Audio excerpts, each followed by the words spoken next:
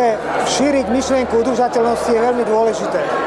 Jednak je to zo samotnej legislatívy a z toho, že Európa chce byť uhlíkovo neutrálna do roku 2050, ale potom je to aj kvôli tomu, aby sme šetrili skutočne tú prírodu. Ja som skutočne rád, že sa nám podarilo zorganizovať už 15. ročník Týždňa zelených budov. Tým pádom je to už tradičná akcia, ktorú všetci očakávajú a my už sme pripravení každý rok ju veľmi perfektne pripraviť.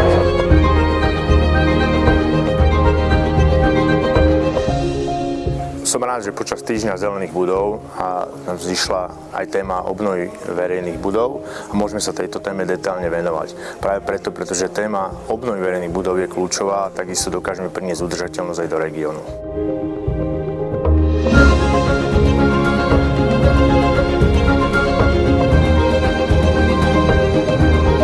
Som rád, že v rámci Týždňa zelených budov zaznela téma financovania projektov, zvlášť pre projekty, ktoré pochádzajú z dielne územnej samosprávy, kde evidujeme niekoľko zásadných problémov, ktoré sú pre nás smerodajné z hľadiska prístupu a produktového zloženia pre našich klientov.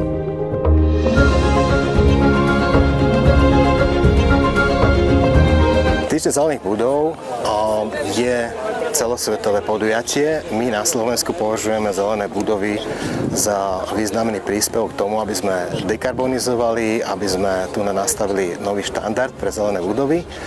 A to je vlastne dôvod, na čom my pracujeme ako Slovenská rada pre zelené budovy a Týždeň zelených budov je súčasťou tohto celého nášho programu.